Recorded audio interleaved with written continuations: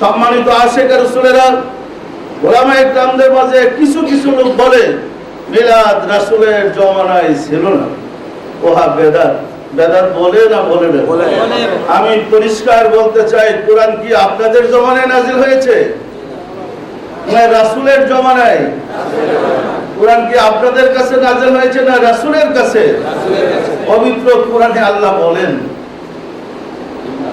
ইন্নাল্লাহা ওয়া মালাইকাতাহু ইউসাল্লুনা আলান নবী ইয়া আইয়ুহাল্লাযীনা আমানু সাল্লু আলাইহি ওয়া সাল্লিমু তাসলিমা। ইহা কি কোরআনের আয়াত? এটা কি দেওয়ানবাগীর কাছে নাযিল হয়েছে না রাসূলের কাছে? রাসূলের কাছে। এর অনুবাদ এরকম, আল্লাহ বলেন, নিশ্চয়ই আমি আল্লাহ এবং আমার ফেরেশতারা রাসূলের প্রতি দুরূদ পড়ি। হে বিশ্বাসী বান্দাগণ, তোমরা রাসূলের উপর দুরূদ পড়ো এবং শ্রদ্ধার সাথে সালাম পেশ করো। ব্যাখ্যা করলে কতটা আরো পরিষ্কার এইভাবে হবে, আল্লাহ বলে নাই আমি নামাজ পড়ি, আমার ফেরেশতারা নামাজ পড়ে, বিশ্বাসীরা তোমরা নামাজ পড়ো। আল্লাহ বলে নাই আমি হজ করি, আমার ফেরেশতারা হজ করে, বিশ্বাসীরা তোমরা হজ করো। আল্লাহ বলে নাই আমি যাকাত দেই, আমার ফেরেশতারা যাকাত দেয়, বিশ্বাসীরা তোমরা যাকাত দাও। আল্লাহ বলে নাই আমি রোজা রাখি, আমার ফেরেশতারা রোজা রাখে, বিশ্বাসীরা তোমরা রোজা রাখো। আল্লাহ বলে নাই আমি কালমা পড়ি, আমার ফেরেশতারা কালমা পড়ে, বিশ্বাসীরা তোমরা কালমা পড়ো। বলেছে কোথাও? কিন্তু আল্লাহ বলেন আমি দুরূদ পড়ি, আমার ফেরেশতারা দুরূদ পড়ে, বিশ্বাসীরা তোমরা আমার হাবিবের প্রতি দুরূদ পড়ো এবং শ্রদ্ধার সাথে সালাম পেশ করো।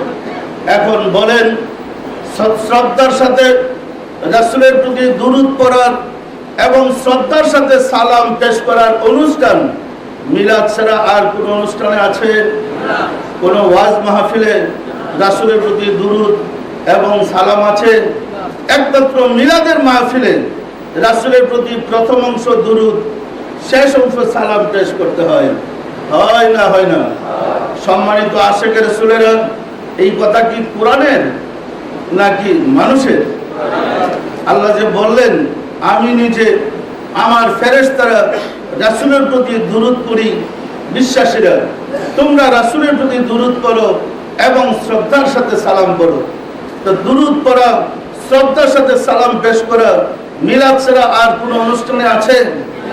তাহলে এই অনুষ্ঠানের ফজিলত, এই অনুষ্ঠানের গুরুত্ব সবচেয়ে বেশি, বেশি না কম?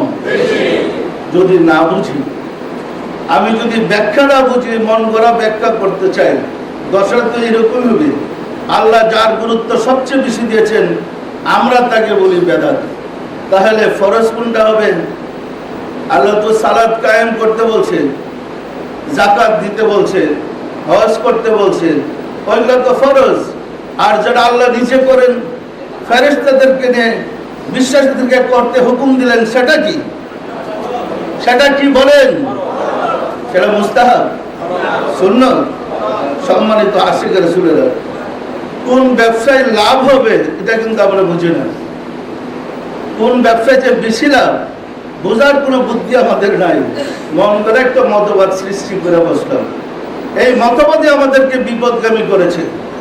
এই মতবাদের কারণে আমরা আল্লাহ রাসূল থেকে দূরে সরে পড়েছি।